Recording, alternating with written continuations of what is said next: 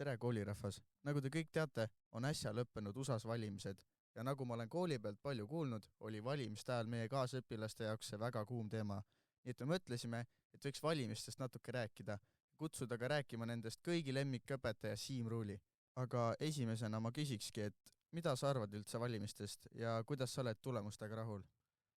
Jaa, mis mina siis arvan USA valimiste tulemustest või kas ma olen rahul? No esiteks ma arvan, et minu asi ei ole üldse olla rahul või mitte rahul, sellepärast et ega mina ju ei valinud. USA inimesed valisid, Ameerika Ühendriikide kodanikud valisid ja nemad peavad hindama, kas nad on rahul või ei ole. Et ma arvan, et lõpptulemusena see rahulolu, seda saab alati hinnata pärast valimistsüklit, seda, kui inimene on võimul olnud, president on võimul olnud, et seda, kas valimiste järel me oleme rahul või ei ole rahul, et see on hästi nagu mõttetu hinnata, et kas sa oled rahul, et sa said keskkooli sisse. Jah, kas sa oled rahul haridusega, mis sa Koidulast said, sa ei tea enne seda, kui sa 3 aastat oled ära õppinud, et 10. pole nagu mõtet küsida. Et võib-olla ma toon näite, et kui Barack Obama võitis valimised siin mõnda aega tagasi, siis ma pigem ei olnud rahul, sest Barack Obama oli näiteks lubanud alustada uusi suhteid Venemaaga, teha restart, mis siit Ida-Euroopast vaadates oli nagu jabur, et ma arvan, Putin ka Kremlis naeris koos Lavroviga ja võttis viina, et alguses see tundus väga halb mõte, aga hiljem näiteks tagasi vaadates, ütleme välispoliitiliselt Barack Obama ametiaeg oli Eestile ja Ida-Euroopale ja Baltikumile väga kasulik. No selge, ma saan küll aru, et eestlasena need tulemused niivõrd meid ei puuduta, aga räägiks siis natuke aktuaalsemast küsimusest, et mida sa arvad, mida need tulemused USA tuleviku jaoks tähendavad? Mida ma arvan sellest, et mida see USA jaoks tähendavad valimistulemused, et ma arvan, et USA jaoks need konkreetsed valimised võib-olla ei tähendagi niivõrd palju, kuivõrd see, mis on juhtunud viimase võib-olla 8 või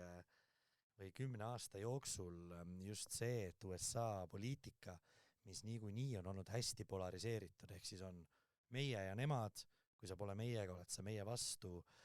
selline nagu vabariiklased vihkavad demokraate, demokraadid vihkavad vabariiklasi, mõlemad liiguvad pigem äärmuse suunas, mitte keskele kokku oma nagu mõtetes,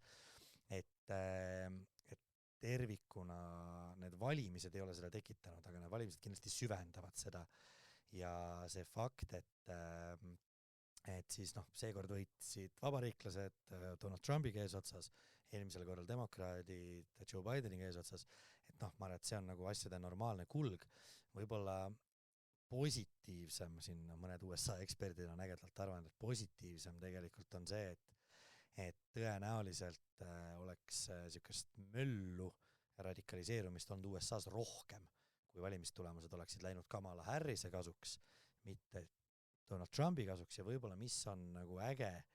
USA poliitika mõttes ja siin juba Joe Biden on lubanud Trumpiga kohtumise järel, et võim läheb rahumeelselt üle ja kõike tehakse nii, nagu demokraatlikus riigis peaks, et mõnes mõttes äge on see, üldse mitte nagu kas mulle meeldib Trump või oleks meeldinud Harris, on see, et lõpuks juhtus nii, et Trump võitis nii valijameeste häältega, kui võitis ka siis kogu häältega, et USA valimissüsteem on selline, et ei pea saama president rohkemate inimeste hääli tervikuna, vaid lihtsalt osariikide peale võidu saama. Ja sellel korral juhtus nii, et Trump võitis nii valijameestega kui siis nii-öelda popular vote'i, ehk siis kumulatiivsed hääled, et näiteks kui ta siis esimest korda presidendiks sai, et siis ta seda ei võitnud, ta võitis valijamehed ja see jälle süvendas seda kriisi ja süvendas seda, et enamik inimesi ei tahtnud Trumpi presidendiks, aga samas ta sai presidendiks, nüüd siis praegu ikkagi ka enamik ameeriklasi soovib Trumpi presidendiks ja sai presidendiks, mis ongi ju demokraatia. Jaa, no ma vaatasin ka, et viimast paar päeva valimistes, et Harris ikka võtab ikka järele enda häältega, aga lõpuks ikka Trump võitis, et kas sellised tulemused üldse sind üllatasid või olid need sellised, nagu sa ootasid? Ja kuidas on sinu ümber olevad inimesed tulemustesse suhtunud üldse? Kas see oli mulle üllatus? Ei olnud. Mina olen päris suur poliitikavaatleja, kindlasti mitte super USA poliitikavaatleja, aga et tasub jälgida alati 2 asja. Et arvamusküsitlusi ja politoloogia, see on väga huvitav ja noh, seal nemad hindasid, on hästi tasavägine, kogu aeg hästi tasavägine, võib mõlemale poole minna, arvamusküsitlused olid praktiliselt viigis, igal pool viigis, väga põnev, kus ei olnud põnev, oli kihlveokontorites, spordiennustus kihlveokontorites, seal oli väga selgelt eelis Trumpil ja ütleme viimase 100 aasta jooksul USA valimistel äkki kihlveokontorid on eksinud mingi 4 korda või 2 korda või noh, et hästi vähe ja noh, politoloogide arvamusküsitlused on palju rohkem mööda pannud, ehk siis mina jälgisin nagu mõlemat ja tegin mõned ka sõprade hulgas olevad kihlveod ja võitsin, sest et kihlveokontorites, noh, seal on rahad mängus, et politoloogil on kaotada maine, aga kihlveokontoril on kaotada miljoneid ja 10 miljoneid ja sellepärast nemad eksivad harvem ja noh, selles mõttes üllatus ei olnud, et pigem see tundus niimoodi olema ja nendes riikides, kus ongi selline hästi polariseeritud süsteem, väga tihti, noh näiteks Prantsusmaa on sarnane, et väga tihti juhtubki nii, et võim alati nagu vahetub iga 4 aasta tagant ja noh, et kui üks president on olnud mõne aja, et siis tuleb jälle järgmine, sest et noh, rahvale lihtsalt ei meeldi kõik otsused ja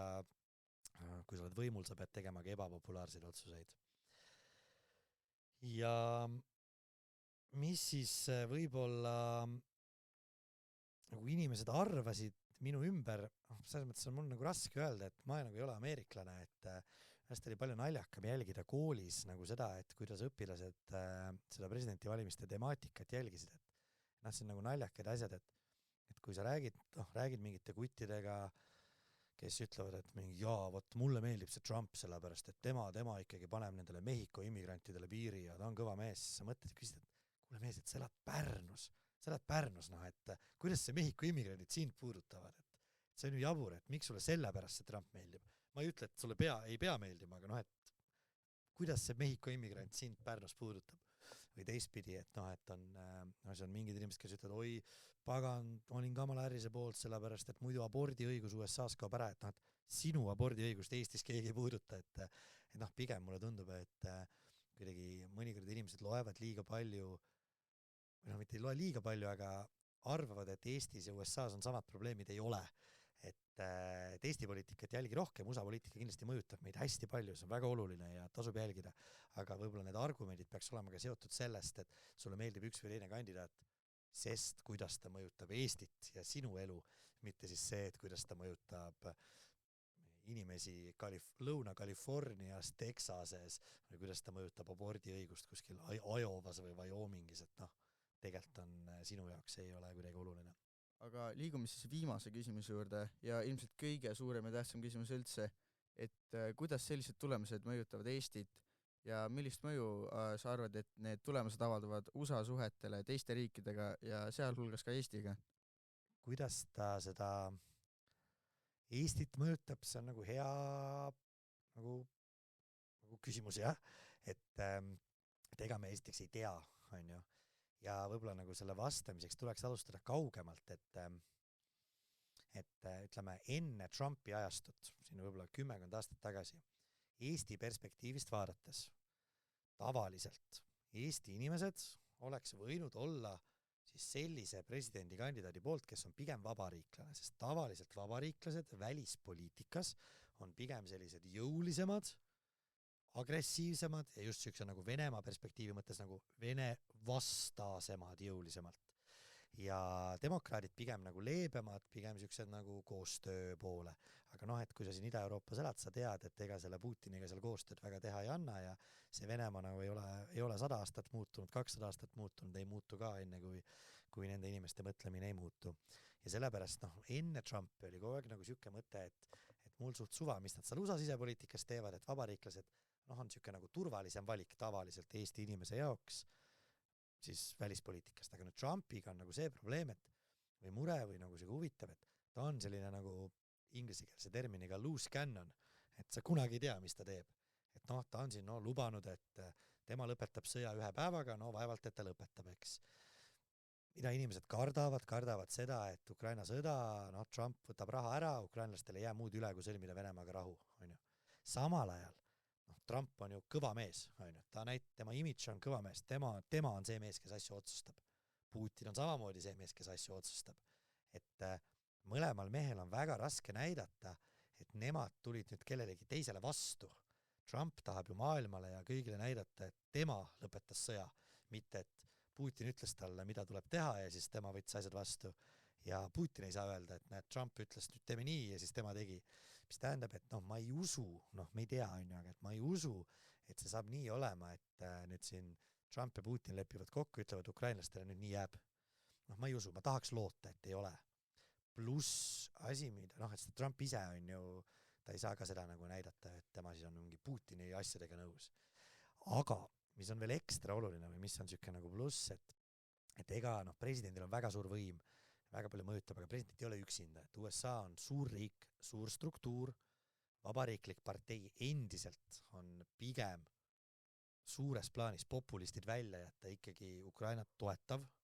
Nad saavad aru, et kui oluline, et selleks, et USA saaks olla maailmas tugev, tema vastased, Hiina ja Venemaa peavad olema nõrgad.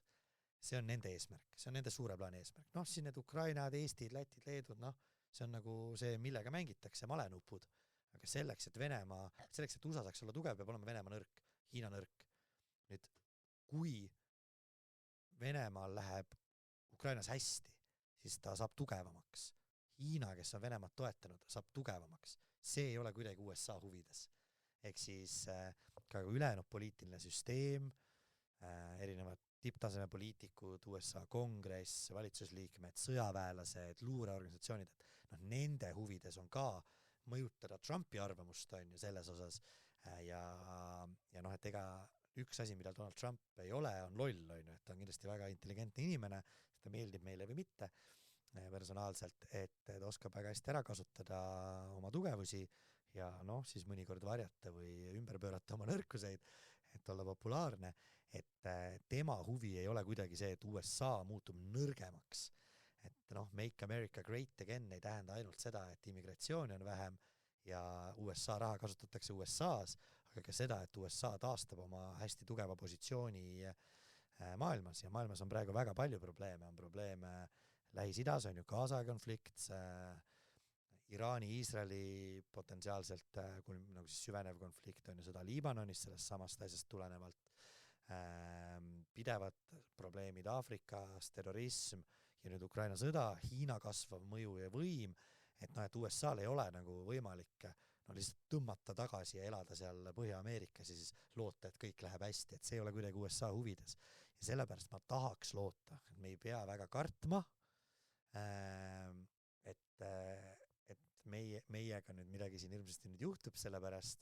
et ma ei tea, Trump ütleb, et tema enam Baltikumi ei aita ja NATOs ei osale. Ja ma arvan, et see on hea, kui Trump näiteks, mis ta on siin korduvalt öelnud, et Euroopa riigid peavad rohkem NATOsse panustama. Muidugi, meie juba panustame, meil on vaja, et Saksamaa panustab ja Prantsusmaa panustab ja teised NATO riigid samamoodi, Holland panustab ja Hispaania ja Portugal. Et Portugal ei karda kunagi Venemaad, et Putini tankid ei jõua kunagi Portugali, meile võivad jõuda. Aga selleks, et nad meilni ei jõuaks, on vaja, et Portugal oleks ka panustaks, on ju. Ja minu meelest nagu miinimum, isegi kui USA nagu Trumpi tõttu või Trumpi poliitika tõttu tõmbab Euroopa kaitsel tagasi, mis oleks meie jaoks probleem, siis ma arvan, et on oluline aru saada, et see ongi võib-olla hea nagu äratuskell Euroopa riikidele, et me peame ise hakkama saama. Et pärast teist maailmasõda ikkagi tugevalt külmasõja ajal ja ka praegu